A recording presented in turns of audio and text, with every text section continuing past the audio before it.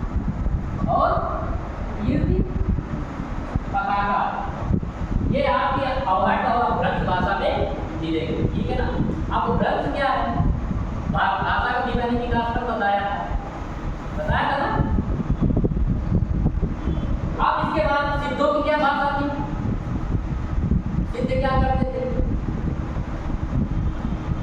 पता है? पिछली क्लास में मैंने बताया है कि लगता है नहीं, सब बोल रहे सिद्धों की संख्या कितनी थी? 84 है ना। सिद्धों की संख्या 84 थी और तो 84 में सबसे महत्वपूर्ण है उनका नाम है अनाथा। इनके बारे में मैंने बताया था कि आप अगर इनकी पहचान करना चाहें तो कैसे करेंगे। अगर आप इनकी पहचान करना चाहते हैं तो कैसे करेंगे? जितने भी का नियम सभी के अंत में आपको क्या लगेगा? आप इससे अनुमान लगा सकते, ठीक है ना। ये तो इनकी संख्या 84 थी और नाटों की संख्या 9 है ना। अब भक्तिकाल में 4 धाराएं हुई, 4 तरह की धाराएं। पहले से क्या हुआ, उसको 2 भागों में बांटा गया, क्या सगुण है ना, फिर दूसरा निर्गुण। अब शगुन के कौन थे, निर्गुण के कौन थे? सगुन को 2 भागों में बांटा गया। इसमें एक को किया गया कृष्ण भक्त शाखा है ना, और दूसरे को किया गया क्या राम भक्त है ना, राम भक्त। और निर्गुण में क्या हुआ है? आपको क्या हुआ? इसमें निर्गुण को 2 में बांटा गया, एक ज्ञानाश्रयी और दूसरी प्रेमाश्रयी ना, प्रेमाश्रयी। अब निर्गुण में प्रमुख जो कवि है वो कौन है? कबीरदास। और सगुन में कौन है? तुलसीदास है ना। सगुन में तुलसीदास। आप जब अलग अलग आएंगे कि राम भक्ति में कौन है, तो राम भक्ति में आप आएंगे तुलसीदास, कृष्ण भक्ति में आप आएंगे तुलसीदास, निर्गुण में आपके कबीरदास ज्ञानाश्रयी और प्रेमाश्रयी में आपके मलिक मोहम्मद। समझ आया? ठीक। इस भक्ति काल को ज्ञान यक्षर ने किस नाम से संबोधित किया? क्या नाम दिया? क्या कहा था? क्या ये बहुत अच्छा है, कुछ बताया? ज्ञान यक्षर ने हिंदी भक्ति काल को क्या बोला? हिंदी साहित्य का शोरय है ना। ये सब मैंने बताया आपको पिछली क्लासों में। अब आते हैं हम इससे रीतिकाल को आखिरकार श्रृंगार काल क्यों कहा गया या अलंकृत काल क्यों कहा गया? तो इस काल में नायिका के नकृषिक का वर्णन किया गया है ना। अतिरेकता है, नारी के सौंदर्य का अधिक चित्रण मिलता है। इस वजह से इस काल को कुछ विद्वान श्रृंगार काल कहते हैं, कुछ काल कहते हैं अलंकृत काल है ना। लेकिन आचार्य संस्कृत ने क्या कहा? रीतिकाल। ठीक, रीतिकाल क्यों कहा वो चीजें मैंने बताई है क्यों करें। अब आते हैं आधुनिक काल। आधुनिक काल में क्या 1900 से लेके अब तक अगर हम नजर डालेंगे, इसमें आधुनिक काल के अंतर्गत आपका आता है युग शुरू होता है भारतीय युग जैसे वेदी युग, छायावाद, प्रगतिवाद, योगवाद है ना, नई कक्षा, काठोत्तरी कक्षा, समकालीन कक्षा।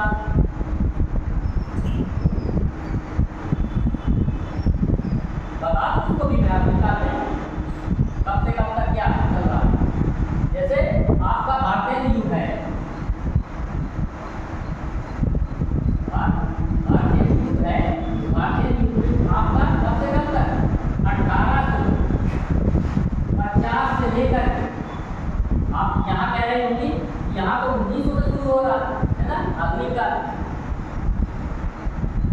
आ रहा होगा सोचने की यहाँ तो 1900 से शुरू हो रहा है। 1900 से आधुनिक काल की शुरुआत हो गई, लेकिन जो भारतीय युग की शुरुआत हो रही है वो भारतीय हरिश्चंद्र के जन्म से लेकर 1850 से लेकर के और 1885 तक भारतीय हरिश्चंद्र के नाम पर भारतीय युग का नामकरण किया गया। ठीक है ना। फिर इसके बाद आता है हमारा बाद आता है द्विवेदी युग। द्विवेदी युग में हम अगर नजर डालें तो वहाँ से होगा 1900, क्योंकि महावीर का द्विवेदी युग 1930 में सरस्वती नामक पत्रिका संपादन का कार्यभार संभालते हैं। ठीक है, तो 1900 से लेकर के 1900 से 1920 तक का जो समय है वो हमारा किस साल के नाम से आता है? ठीक है ना। फिर इसके बाद 1900 से 20 से लेकर 1936 तक का जो समय है वो किस नाम से है? छायावाद। ठीक, फिर इसके बाद 1936 से 1943 तक, यानी 1936 से 1943 तक का जो समय है किस नाम से है? प्रगतिवाद। ठीक, फिर इसके बाद 1943 से 1959 तक का जो समय है ये हमारा आता है प्रयोगवाद। ठीक है ना। हालांकि 1954 में नई कविता का उदय हो जाता है, नई कविता। ठीक, और 1960 को हम कहते हैं, 1960 है उसको हम कहते हैं 60 ठीक, और उसके बाद में हमारी आ जाती है समकालीन। समझ में आया? कोई अगर डाउट हो पूछ सकते हैं। तो इसको कुछ डाउट है? नहीं डाउट? ये किसी को कुछ नहीं डाउट? अब नो मैं आपके जैसे जब करते हैं अनिश्चित है और गोरख नाम है, गोरख नाम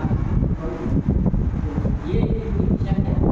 ठीक, गोरख नाम है नाम है उनके शिष्य। ठीक, अब हम देखते हैं कि भाषा का विकास इस काल में कैसे होगा। ये तो मैंने बताया याद काल का नामकरण, और फिर इसके बाद भाषा बताओ, फिर आप समस्याएं बता दो नामकरण करने की क्या समस्याएं हुई। भाषा का अगर हम देखें क्या वैदिक काल में संस्कृत, पाल, प्राकृत, अपभ्रंश, अवहट, फिर हमारी आती है हिंदी, और हिंदी में भी ये भाषा का ऐसा हो सकता है। ठीक है ना। संस्कृत में क्या था? संस्कृत तो वेदों और लोक संस्कृत और वेदों की भाषा, यानी वेदों की भाषा अलग थी और जो जन भाषा थी वो अलग थी। ठीक है ना। तो फिर इसके बाद आते हैं पानी। पानी में किसका बहुत धर्म का उदय होता है। गौतम बुद्ध आते हैं वो बहुत सी भाषा रखते हैं पानी। संस्कृत जो संस्कृत की इंग्लिश भाषा था वो बोल नहीं सकता था, समझ नहीं सकता था, तो उन्हें क्या किया? सरल बनाया, और सरल बनाने के लिए उन्हें क्या महत्व दिया? पाली का। फिर इसके बाद गौतम बुद्ध के बाद आते हैं कौन? प्राकृत में महावीर, है ना। जैन धर्म का उदय होता है, और धर्म का जैन धर्म वो प्राकृत। फिर इसके बाद प्राकृत से बिगड़ करके भी अपभ्रंश, और उससे बिगड़ के अवहट और हिंदी जिसमें आज हम लोग रचनाएं कर रहे हैं। ठीक है ना। समझ में आया ना?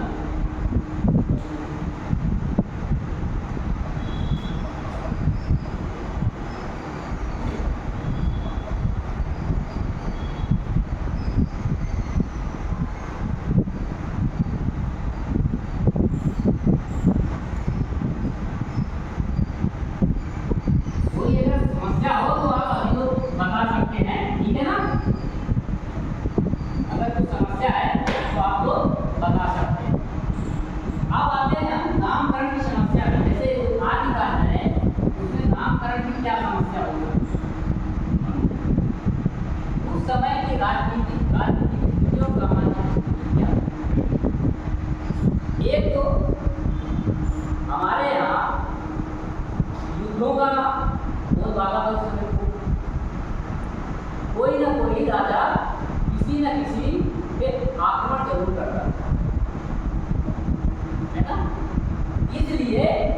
क्या कहा गया, विधाता काल कहा गया, और आश्रय दाताओं की प्रशंसा बताई गई। ये मैं विशेषताएं बता रहा हूँ, आश्रय दाताओं की प्रशंसा।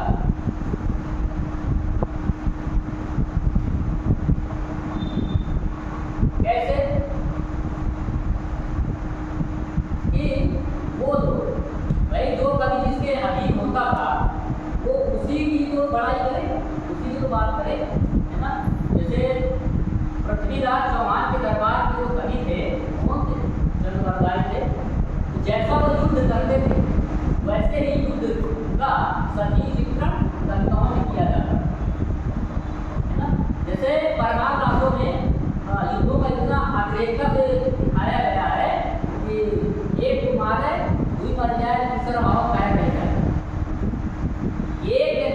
एक दुश्मन को मारते थे, दूसरा देख करके और खाए खा करके डर करके वो समाप्त हो जाता, मर जाता, ऐसा।